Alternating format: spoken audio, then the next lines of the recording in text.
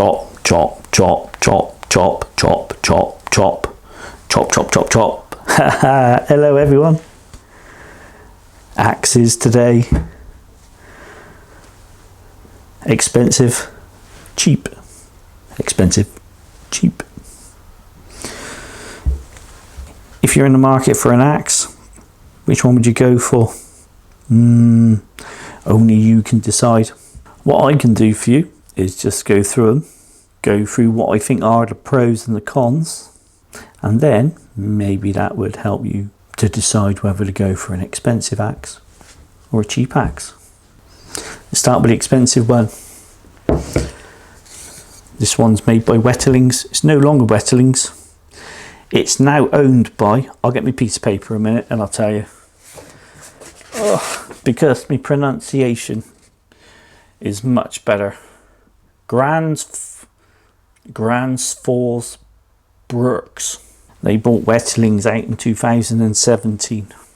So you can buy a similar axe to this, but under the Granforths name now.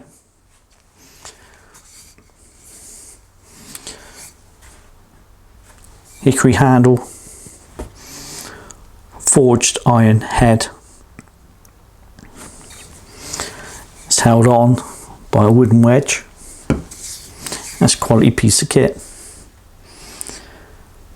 One of the things I do find with something like this, because it's got the hickory handle, when it gets the wet, it does get quite slippy. Apart from that, it's a lovely little axe. As long as you don't try and chop down a blooming great big tree or something like that, because it's just never going to happen. You just end up smashing it up. So if you got something like this, it's worth looking after and it should serve you well. Came with a lovely little leather sheath, which protects the blade. And also, if you decide to do a bit of hammering with it, for whatever reason, maybe you're putting a stake in the ground or something like that, when you swing back, if it does happen to catch you in the head or the ear, it's not going to smash your head open or chop your ear off. So, winner, winner, chicken dinner. Let's have a look at the other one. Spear&Jackson. I've seen various things of these. Friskers as well. They make axes. They all pretty much look the same. So the design or the make is probably all done in the same factory. That make any sense? You got the general idea. It's basically a fiberglass plastic type handle which comes up in a casing, and it covers the metal head. I've not actually used this. What I'm going to do is use it and add the footage into the video. So hopefully that might be useful. Then I can get an idea of what it's actually like to chop with. Anyway, so after I sharpened them up, I gave it large on some wood. Not quite sure what wood it was, but it's quite hard. Yeah, let's see that again. How did that axe jump out of it and get me hand? I didn't do it on purpose. Anyway, from that point on, I'm bleeding.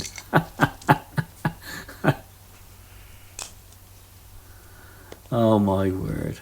You can probably see the blood pouring out my finger.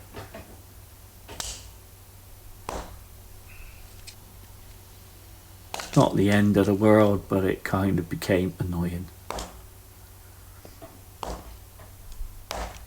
Anyway, I must say, big chopping tasks like this, both these axes did well.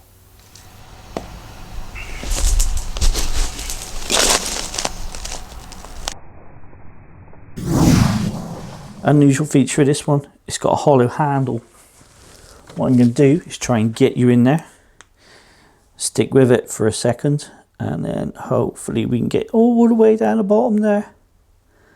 Oh, there. I'm hoping you can see all the way down to the end, the hollow handle. Obviously, hollow handle, less materials, makes it lighter. Fair enough. Downside is, if you was to drop this in the mud, it's going to get full up with mud and you'll be like, oh, forever trying to get it out of there. So probably not a very good design in that respect. Would be nice if there was some kind of plug or something there rather than it being hollow. Unless there was, and when I bought it, it had fallen out. Who knows? But I can only go by what I've got. Anyway, thank goodness Sylvester and Tweety Pie were there to help me out. Then it was back to me chopping. Now all this nonsense here, I was trying to make a spatula. So that's why I'm fiddling around trying to thin the wood out.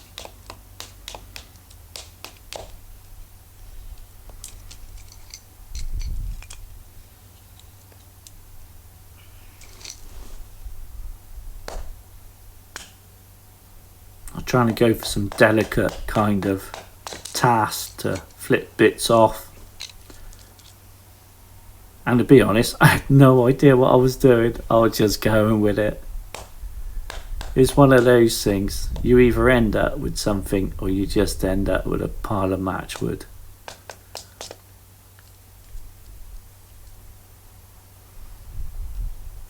I must say, the spear&jackson axe, it's got a different cutting shape to the wetterlings. And it's got a much finer edge. I was also wondering if this cavity here could be used to my advantage. Could have put a fire steel in it. I've got a few fire steels. You'd have to keep a string on it. Could you shove it up in there? Or I've got another one here. Light my fire. Would it be possible to wedge one in there and keep it in there? Obviously keep the string on. And if for any reason you needed it, you could then pull it out and use it and strike it.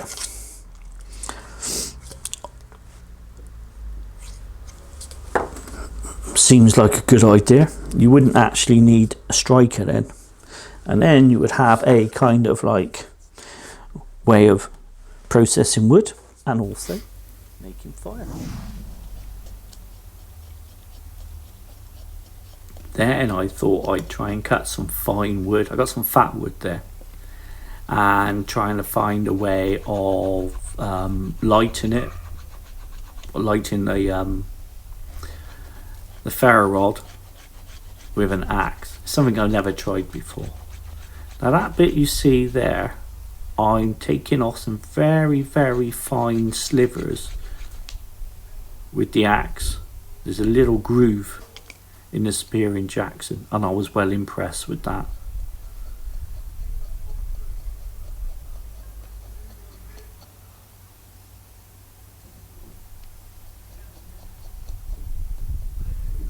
The wetterling seems to have a lot more kind of rounded edges, so the only viable edge I could use was the blade. I guess it would be possible to put a 90-degree edge on that, but I was just going with what I've got.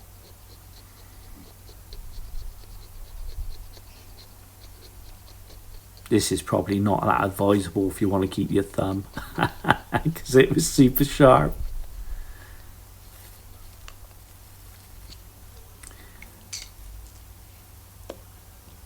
Back to this, it worked the first time, so I was just pulling off some more material, some fine stuff. Again, I had no idea what I was doing. I was just playing around to see what we can come up with. Yeah, I knew it was rounded, but I went for it anyway. And there's no way I was going to pull a spark off of that. So the only thing to do was to use the edge. And the edge worked really well for striking. Must be to do with the carbon in the steel.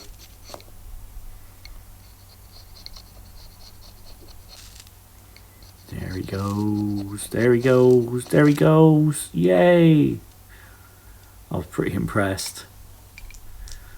I've never lit a fire before with an axe.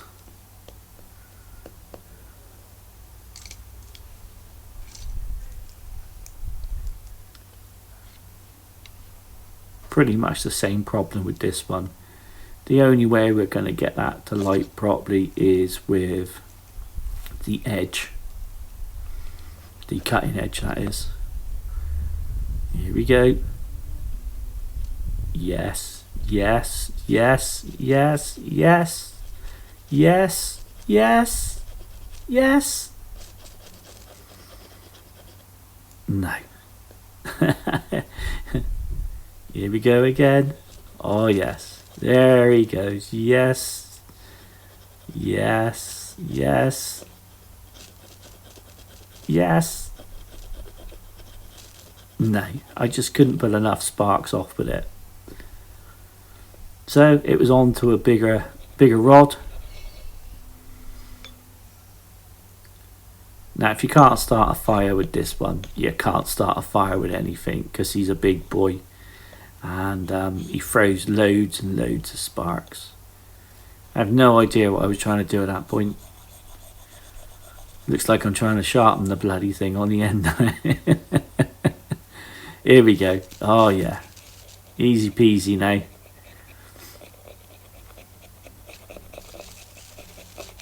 There you go.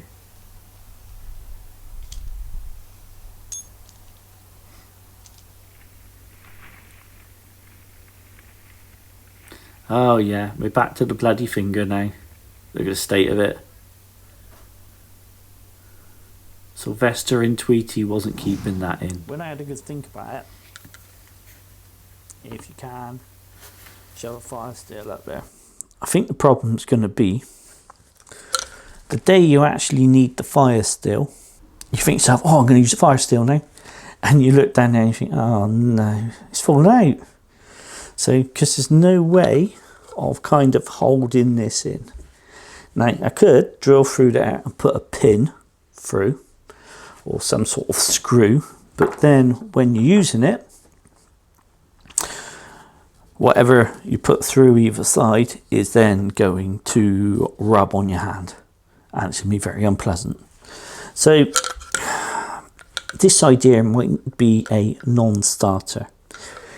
Now, if you've got any ideas out there of how to hold, say, a fire steel in there without it coming out in a sensible fashion, feel free to leave comments underneath. Because if you could kind of utilise that, that would be a viable kind of option and a bit of an added bonus. Because you can buy like axes and things now, and they do have a fire steel in the end, or they hide a small saw in the end. So that would be kind of good. Overall, for the money, I must say, this is a quality item. I think this was about 18 quid. I can't remember exactly, but it was really cheap. When you compare it to something like this, which is more like your 80, 90 pounds. You can have 5 of these for one of these almost. The other thing about this is the sheath. Well, it's not a sheath, it's kind of a shield. Plastic covering. It clicks in there.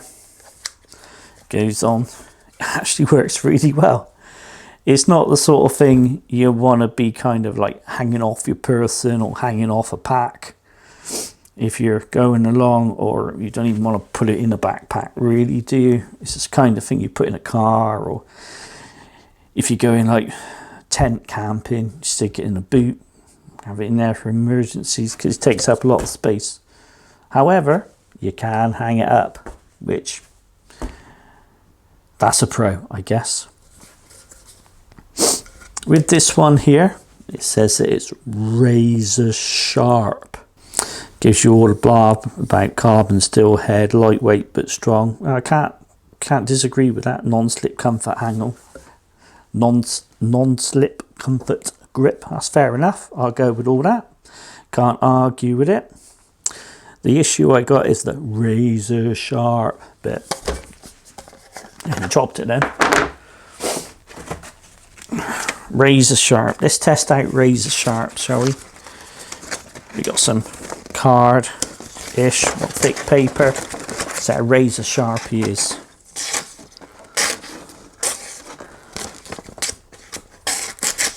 Sharp enough to cut butter. I'll give him a bit of sharp nut before I use him, and then we'll see how we get on with him there. I must say, when I was giving him a bit of a sharpen, the metal came away quite easily, and it was quite easy to get a good edge on that. So that must mean that this metal is not hard as what this is. Overall, for the money, I'm quite impressed. Which one would you buy? Expensive, cheap? Only you can decide.